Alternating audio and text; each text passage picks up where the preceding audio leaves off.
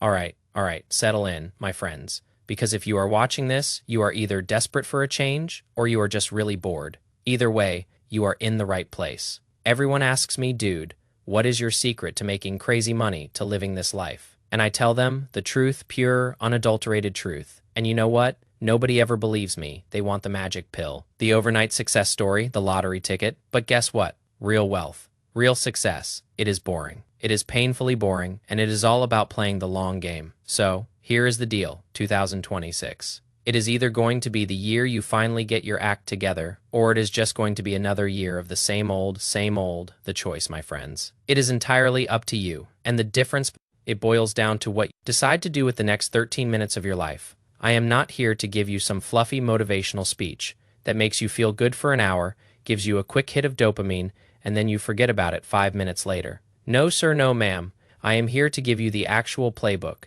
the nitty-gritty, the stuff I still do to this day. The specific things you need to implement to transform 2026 from your average run of 2025 or whatever other forgettable year you just had into the year that actually truly changes everything for you. So, if you are ready to get uncomfortable, to shed those excuses, and to finally build the life you've been dreaming of, then let's dive in. This is going to be as step-by-step as I can make it. If you can actually execute on this, I promise you, you are going to look back at 2026 as the turning point, the year it all clicked, the year you finally stopped screwing around. Before we get into the juicy bits, though, hit that comment section below. I want to know, what are your goals? Give me at least one, but don't go crazy. Maximum 3. I am genuinely curious about what you are planning, what fires you up. I am going to share a little bit of mine in a minute, but that actually segues perfectly into point number 1. Set one massive goal, just one. The one that scares the living daylights out of you. I don't need 5 or 10 mediocre, half-hearted goals. Just one. You see, most people, they write down 10 things, right? They want to lose weight, build muscle, make more money, start a business, learn a new skill, travel the world, read a million books, blah, blah, blah. And then what happens? By February, maybe March, if they're feeling ambitious, they've accomplished absolutely nothing because they're spread way too thin, like cheap butter on burnt toast. I need you to pick one specific goal. Just one. The one that matters more than anything else to you. The one that, if you achieved it, your entire life would fundamentally change. Your everything would be different. For me, at different points in my journey, it was hitting a $100,000 net worth, then it was building a casual business that ran itself, then it was putting on 15 pounds of solid muscle, and then it was hitting $1 million in liquid assets. Just one thing, that is all you need to focus on. That way you can pour 100% of your energy, your time, your focus into it. Now that doesn't mean everything else gets shoved onto the back burner and forgotten. No, but this one monster goal, it becomes the main driver of everything you do when you have that one clear goal. Every single decision becomes incredibly simple. Does this action, this choice, this opportunity move me closer to my goal or further away? If it doesn't serve that one thing, you simply don't do it, right? That level of laser-like focus, that is what separates the people who actually transform their lives, who actually do what they say they're going to do, from the people who just stay stuck in the mud complaining about their circumstances. So right now, I need you to decide what is that one thing that if you accomplish it in 2026, everything else would either become easier or completely irrelevant. Write it down, literally. Right now, grab a pen, grab a piece of paper, write it down. That, my friends, is your North Star for the entire year. No more aimless wandering, no more chasing shiny objects. If that goal, for example, is to earn some type of more money or to start a casual business, then you are in luck because that is exactly what I did in 2022, and it completely changed my life. I still run my lead generation agency to this day, and I am even helping beginners start their own so they can pull in $3,000 to $5,000 a month online. I also teach other valuable skills, so if you are serious about starting an online service-based business, I will literally handhold you step by step to get your first few clients. If you are interested, you can apply below. Because why wait? Right. Point number 2, take actual ownership and burn the backup plan. Just stop making excuses and take full 100% ownership of your life. Every single thing that happened to you in 2025, every setback, every failure, every missed opportunity, that, my friend, is your responsibility. And guess what? It is going to be the exact same in 2026. It is not your boss's fault.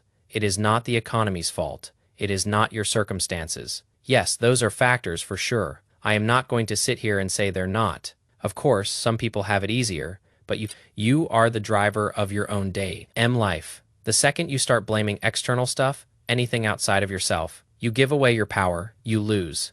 At that exact point, you become a victim. And let me tell you something, victims don't win, okay? Victims are losers, period. And here's the uncomfortable truth. The really important piece of this puzzle, you need to burn the backup plan. Ownership only gets you so far, but you need to actually, metaphorically, burn the boats. If you have a plan B, you are not fully committed to plan A. I know. I am probably going to get a ton of hate in the comments for saying that, but it is the truth. You are hedging your bets. You are keeping one foot out the door and one foot in, just in case things get a little difficult. I see this all the time, especially in the business world. People say they want to start a company, but then they cling to their safe, soul-crushing job, and they only work on their business for a few hours a week. People say they want to get in shape, but they refuse to change their diet because what if it doesn't work, or they don't hit their steps, or whatever pathetic excuse they come up with. You need to commit, go all in, dude. When you burn that backup plan, you have no choice but to make it work. That is exactly what I did. I quit my job. I even had a bit of a falling out with my old boss.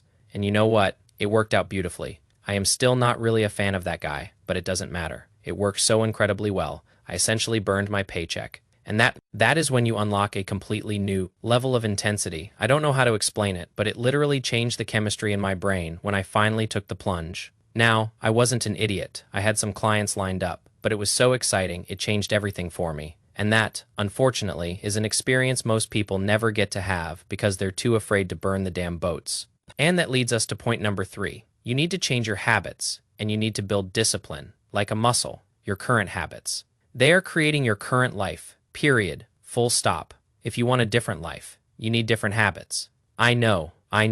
It sounds ridiculously simple, almost stupid, but people just need to be reminded of this truth. Look at your daily routine. Right now, honestly, what do you do when you wake up? How do you spend your nights? What do you do on your weekends? If you wake up and immediately start scrolling through social media or doing whatever other unproductive nonsense, then no wonder your life is in shambles. Dude, what are you expecting, right? If you are not happy with where you are, you need to change those habits. And you need to stop waiting for motivation to strike. Stop waiting for these videos or reading books and thinking, oh, I am going to make 2026 the lock. In year, I am going to make this. Dude, you've been saying that for a decade. What are you actually doing with your life? The feelings, all that good feeling stuff that comes and goes. It is fleeting. Discipline, on the other hand, is an actual decision. You do it whether you feel like it or not, whether I am sick or not. I still get videos pumped out. I still do my consult calls. I got sick twice badly this year. I still don't even know what the hell it was. And I still showed up. I didn't feel motivated to work 12-hour days.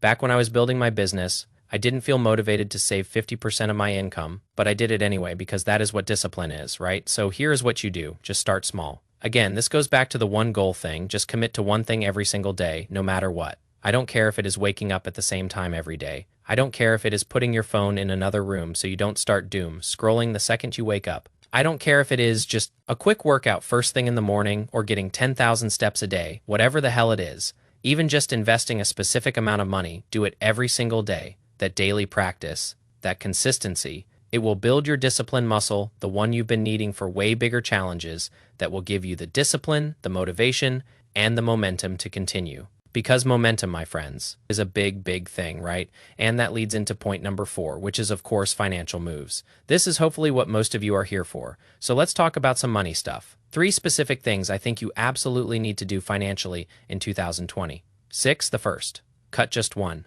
Okay, I know I talk about this a lot, but I want you to meticulously look at your expense sheet, every single penny, and cut the biggest one that is actively killing your progress. For most people, it could be that ridiculous car payment, or that overly expensive apartment, or a bunch of really expensive unnecessary subscriptions, or just going out to eat too damn much. I had a consult call with a guy recently. The dude was spending $1,200 a month on eating out, and he comes from a culture, a background, a family where he lives at home. His other expenses are incredibly low. That is why he was able to spend so stupidly. And I am like, dude, you could cook such incredible meals at home with such high-quality whole foods. He is even into working out and stuff, but his excuse was just Chipotle every single day because he could. But it is like, dude, you could save so much of that money.